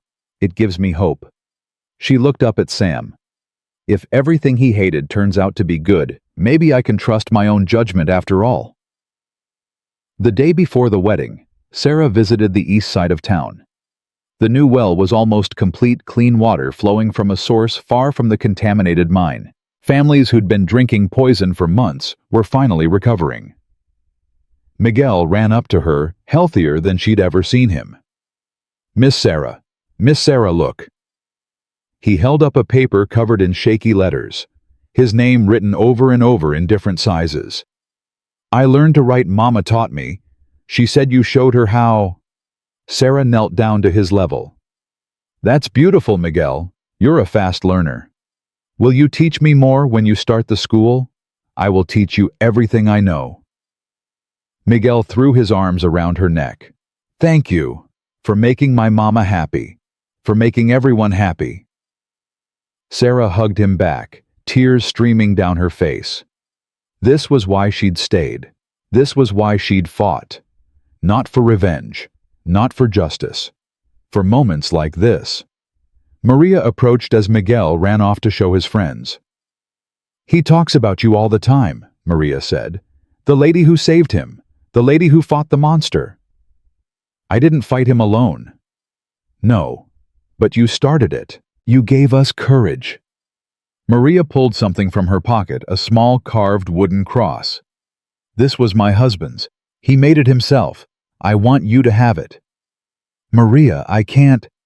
"Please, it's my way of saying thank you. My way of making sure Roberto's spirit is at your wedding, even though he can't be." Sarah took the cross, feeling its weight in her palm. "I'll treasure it," she whispered. "I know you will." That night, Sarah stood on Jacob's porch watching the stars. Tomorrow she would marry a man she'd known for barely a month. She would commit her life to a place she'd arrived at by accident. She would become something she'd never imagined: a leader, a healer, a wife. Scared? Jacob asked, appearing beside her. Terrified. Good. So am I. You, the man who runs into burning buildings. Running into fire is easy. It's over fast. Marriage is... He laughed softly. Marriage is forever. Does that bother you? No. It makes me feel like the luckiest man alive. He turned to face her. This time tomorrow, you'll be my wife. This time tomorrow, you'll be my husband. Strange how life works, isn't it? A month ago, I was a lonely rancher sending letters I didn't even write. Now I'm marrying the bravest woman I've ever met. A month ago, I was running from everything I'd lost. Now I'm running toward everything I've found. They stood together in the darkness, the future stretching out before them like the endless Arizona sky. Whatever came next, they would face it together. And that was enough. The morning of the wedding dawned hot and bright. Sarah stood in Elena's back room staring at herself in the small mirror. The dress was simple white cotton with lace Elena had saved for years. Nothing like the elaborate gowns she'd seen in Boston society. But it was hers, made by hands that loved her. You look beautiful, Elena said, adjusting the veil. Jacob won't know what hit him. I still can't believe this is happening. Why not? You earned this happiness, mija, every bit of it. A knock interrupted them. Maria poked her head through the door. There's someone here to see you. Says it's urgent. Sarah's stomach dropped. Who? A man from Boston. He says he's your uncle. The world tilted. Richard. Her uncle Richard was here. The man who'd stolen her inheritance. The man who'd thrown her out of her own home. The man who'd destroyed her life. Tell him to leave, Sarah said, her voice shaking. He says he won't go until he speaks with you. Says it's about your father's estate. Elena's expression hardened. I'll tell him myself. No. Sarah grabbed her arm. I'll handle this. Sarah, it's your wedding day. And I won't start my marriage with ghosts at my back. She straightened her spine. Where is he? Richard stood in Elena's dining room, looking as out of place as a snake in a garden. His expensive suit was wrinkled from travel. His face was thinner than Sarah remembered. Older. Sarah. He stepped forward, arms outstretched. Thank God I found you. Don't touch me. He stopped. Something flickered across his face, surprise maybe, or calculation. I understand you're angry. Angry. You stole everything my father left me. You threw me out of my home. You called me worthless. Sarah's voice rose. You're lucky anger is all I feel. I made mistakes. Terrible mistakes. But I'm here to make things right. Right. You think you can just appear on my wedding day and make things right? Wedding. Richard looked around, noticing the decorations for the first time. You're getting married to whom? Some frontier farmer, a man worth 10 of you. Sarah, be reasonable. I've traveled 2,000 miles to find you. The least you can do is hear me out. Why should I? Richard's composure cracked. Because I'm dying. The words hung in the air. Sarah felt the floor shift beneath her feet. What? Consumption. The doctors give me 6 months, maybe less. Richard's voice dropped. I've spent the last month trying to find you, to tell you the truth, to make amends before it's too late. The truth about what? About your father's will. Richard pulled a folded paper from his pocket. The original document. The one I told you didn't exist. Sarah stared at the paper like it might bite her. Your father left everything to you, Sarah. The house, the savings, the medical equipment, all of it. I forged a different will after he died. Convinced the lawyers it was legitimate. Why are you telling me this now? Because I'm dying, and I don't want to face God with this sin on my soul. Tears streamed down Richard's weathered face. I was jealous. Jealous of my brother. Jealous of what he built. Jealous that he loved you more than anything in the world. His voice broke. I destroyed your life because I couldn't stand watching you have what I never would. Sarah's hands trembled. Years of pain, years of wondering what she'd done wrong, years of believing she was worthless, all of it rooted in one man's jealousy. You expect forgiveness, she said flatly. I don't expect anything. I just want you to have what's rightfully yours. Richard held out the paper. The house is still standing. Your father's savings are still in the bank. Take it back. Rebuild what I destroyed. I don't want it. Richard blinked. What? I don't want your guilt money. I don't want my father's house. I don't want anything from Boston. Sarah stepped closer, her voice dropping to a whisper. I have everything I need right here. A home I built myself. A man who loves me. A community that respects me. She met his eyes. You can't give me back what I lost, Richard. But you can't take what I've found either. Sarah, please. Leave. Now. Before my future husband sees you and does something we'll both regret. But the estate? Donate it. To the poor. To the sick. To anyone who needs it more than I do. Sarah turned away. That's my final answer. I'm still your uncle. Your blood. Blood means nothing. Family is the people who stand by you. And you were never that.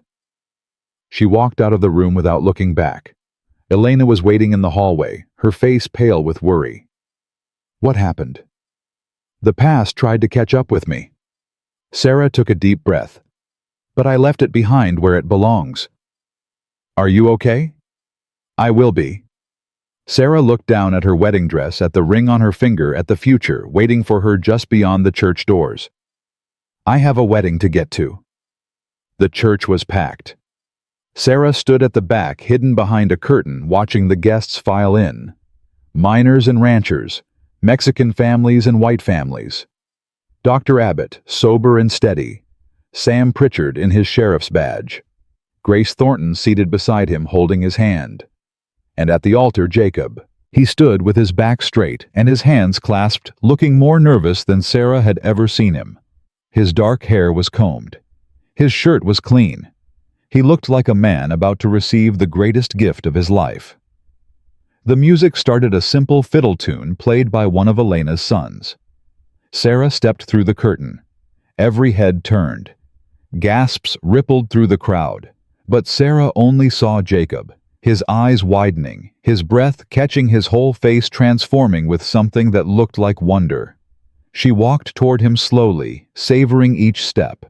Each moment bringing her closer to the life she'd never dared to imagine. When she reached the altar, Jacob took her hands. His fingers were shaking. You came, he whispered. Did you doubt me? Every second. The minister cleared his throat. Dearly beloved, we are gathered here today. Sarah barely heard the words. She was lost in Jacob's eyes, lost in the knowledge that this moment was real. That she was about to marry a man who had seen her at her worst and loved her anyway. A man who had run into burning buildings and fought corrupt tyrants and never once asked for anything in return. Do you, Jacob Daniel Hollister, take this woman to be your lawfully wedded wife, to have and to hold in sickness and in health, for richer or poorer, until death do you part? I do. Jacob's voice was steady now, certain. I do. And I'll keep doing it every day, for the rest of my life.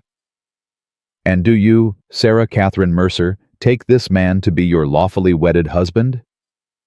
Sarah looked at Jacob, at the scar on his chin, the calluses on his hands, the love burning in his eyes. I do. Then by the power vested in me, I now pronounce you husband and wife. You may kiss the bride. Jacob pulled her close and kissed her with everything he had. The church erupted in cheers. Hats flew into the air. Children screamed with joy. When they finally broke apart, both of them were crying. Hello, Mrs. Hollister, Jacob whispered. Hello, husband. The celebration lasted until midnight. Elena's restaurant overflowed with food and music and laughter. People who'd been strangers a month ago danced together, ate together, celebrated together. The walls that Thornton had built between communities were crumbling faster than anyone had imagined. "Look at them," Sarah said, leaning against Jacob as they watched the party. Actually talking to each other. Actually seeing each other as neighbors instead of threats. "You did that. We did that. All of us." Dr. Abbott approached a glass of whiskey in his hand, his first drink in weeks, and probably his last for a while. "I wanted to thank you," he said to Sarah, "for not giving up on me. You didn't give up on yourself. That's what matters. No, you saw something in me that I'd stopped seeing. A reason to keep going." He raised his glass. "To the woman who saved Copper Creek." "To the future," Sarah corrected. "To what we're building together." They drank. Abbott smiled a real smile, the first Sarah had seen from him. "Your father would be proud," he said quietly. "I knew men like him. Doctors who actually cared about people instead of profit. You carry that same fire." "I try." "Don't try. Just keep being who you are. The rest will follow." He wandered off into the crowd, leaving Sarah with a warmth in her chest that had nothing to do with the Arizona heat. As the party wound down, a commotion near the door caught Sarah's attention. A rider had arrived, dust-covered and exhausted. He pushed through the crowd, searching for someone. "Sheriff Pritchard! I need Sheriff Pritchard!" Sam stepped forward, his hand instinctively moving to his gun. "I'm here. What's wrong?" "It's Thornton. He's escaped." The music stopped. The laughter died. "Escaped," Sam repeated. "How?" Federal prison wagon was ambushed 3 miles outside Phoenix. Armed men. Thornton's old mining guards. They killed 2 marshals and freed him. Sarah's blood ran cold. Jacob was already at her side, his arm tight around her waist. "Where is he now?" Sam demanded. "Don't know. The survivors said he rode north, toward the mountains." "Or toward Copper Creek," Grace said, her face white. "He'll come here. I know he will." "Why?" Sarah asked. "Because I betrayed him. Because you destroyed him. Because my father doesn't know how to do anything except punish people who cross him." Grace's voice shook. "He'll come here, and he'll burn this town to the ground." "Not if we stop him first," Jacob said. "How? He could have 12 men with him. More. Then we meet him with 24, 3. Jacob looked around at the gathered crowd. "This is our town now. Our home. Are we going to let one man take that from us?" Silence. Then Elena stepped forward. "My sons can shoot." "My husband's rifle is in the barn," Maria said. "I've got 6 men who'll ride with me," one of the ranchers announced. More voices joined in. More volunteers. More ordinary people willing to fight for what they'd built. Sam organized the defense with military precision. Guards at every entrance to town. Scouts in the hills. A safe house for women and children who couldn't fight. Sarah refused to go. "I'm staying," she told Jacob. "Don't argue with me." "Wasn't going to. I've learned better than that." He handed her a rifle. "You know how to use this. My father taught me." Of course he did. They took positions near the church, the heart of the town, the place where they'd been married just hours ago. Jacob on one side, Sarah on the other. Elena and Maria nearby. Abbott with his medical bag ready to treat wounded. Dawn came slowly. The scouts returned first. Thornton had been spotted 3 miles out riding hard with 8 armed men. They'd be there within the hour. "We're outnumbered," Sam said quietly. "We're outgunned too," Jacob agreed. "But we've got something they don't." "What's that?" "A reason to win." The first shots came just as the sun cleared the mountains. Thornton's men charged from 3 directions trying to overwhelm the town's defenses, but Sam had prepared well. The crossfire caught them in a deadly trap. Sarah fired and fired again, not thinking, just reacting. A man fell, then another. Beside her, Jacob did the same. "They're falling back!" someone shouted. But it wasn't over. Thornton himself appeared on the main street mounted on a black horse rifle in hand.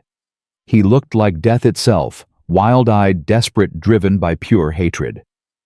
"Sarah Mercer!" he screamed. "This is your fault, all of it." "No." Grace stepped into the street, her hands raised. "Father, stop, please."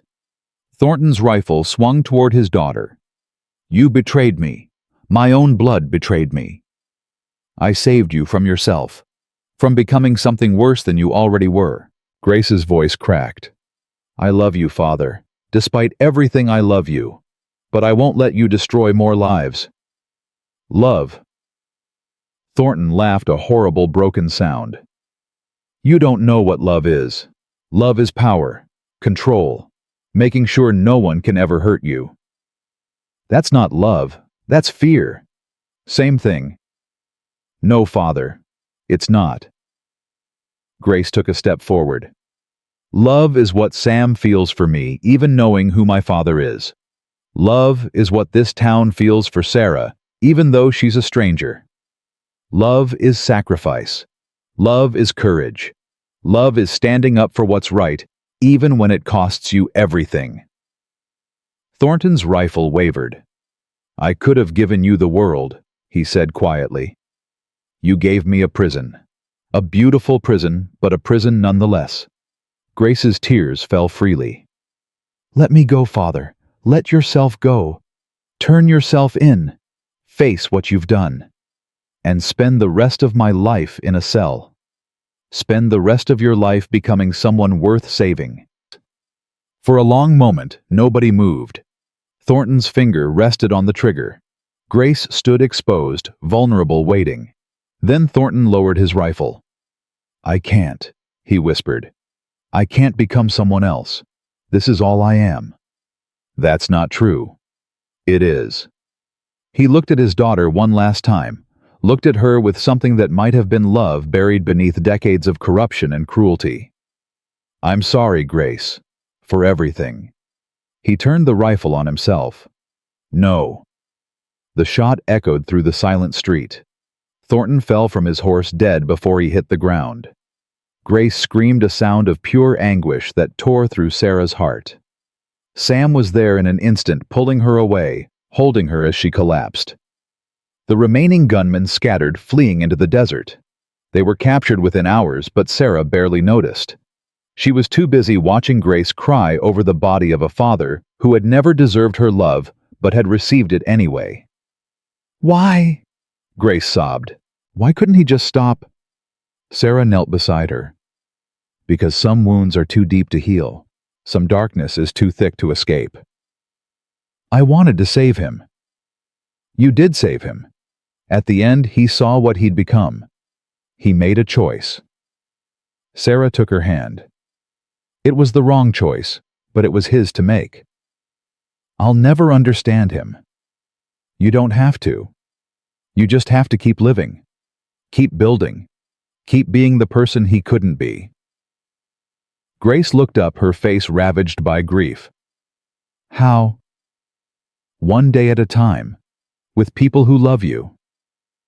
Sarah glanced at Sam, who hovered nearby, anguished by his inability to ease Grace's pain. "You're not alone, Grace. You never will be." The funeral was small. Only Grace attended with Sam by her side. Thornton was buried outside town in an unmarked grave. No prayers, no speeches. Just dirt covering a man who had destroyed so many lives and ultimately destroyed himself. "Is it over now?" Grace asked afterward.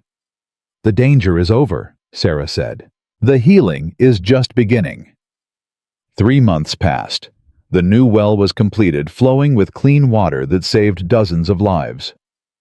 The mine reopened under new management, a cooperative run by the workers themselves. Elena's restaurant expanded, serving every family in town without discrimination. Dr. Abbott established a proper clinic, training Sarah as his assistant and eventually his partner. The school opened in September.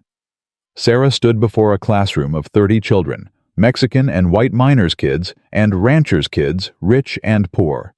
They sat together, learned together, became friends together. "Good morning, everyone." "Good morning, Mrs. Hollister." The name still made her smile. 3 months married, and she still felt a thrill every time she heard it. Today we're going to talk about something important. Something that applies to all of you, no matter where you come from or who your parents are. She looked around the room, meeting each young face. We're going to talk about choices. "What kind of choices?" Miguel asked from the front row. "The kind that shape who you become. You see, every day you face decisions. Some are small, what to eat, what game to play, but some are bigger. How to treat people who are different from you. Whether to stand up when you see something wrong. Whether to be kind when it's easier to be cruel." "Is that what you did?" a girl asked Grace's niece, recently arrived from Denver. "Make choices." "I made a lot of choices. Some were good, some were mistakes. But I kept trying. That's what matters." Sarah smiled. "Your life isn't determined by where you start. It's determined by what you do with each chance you get." The children listened, absorbed, hungry for wisdom they could use. Sarah taught them for hours, reading, writing, arithmetic, but also compassion, courage, hope. The lessons her father had taught her passed on to a new generation. When school let out, Jacob was waiting outside. "How'd it go?" "Better than I hoped." Sarah leaned into his embrace. "They're so eager to learn, so ready to become something." "Like someone else I know." Flattery will get you everywhere. They walked home together, past the restaurant where Elena waved from the window, past the clinic where Abbott was treating a patient, past the sheriff's office where Sam sat with his feet up, finally at peace. "I was thinking," Jacob said as they reached the ranch. "Dangerous habit." "Very funny. I was thinking about the future, about expanding the school, maybe building a proper hospital someday, making Copper Creek into something people travel to instead of through." "That's ambitious." "I learned from the best." Sarah stopped walking. She turned to face her husband, taking his hands in hers. "I need to tell you something." "What?" "I saw Dr. Abbott this morning, before school." Jacob's face went pale. "Are you sick? What's wrong?" "Nothing's wrong."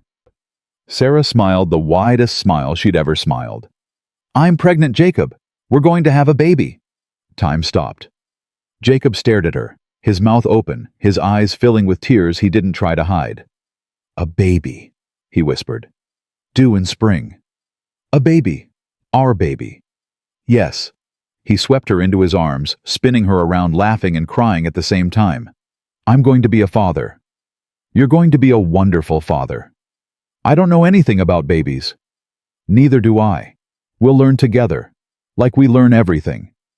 He set her down, his hands cradling her face like she was the most precious thing in the world. "I love you," he said.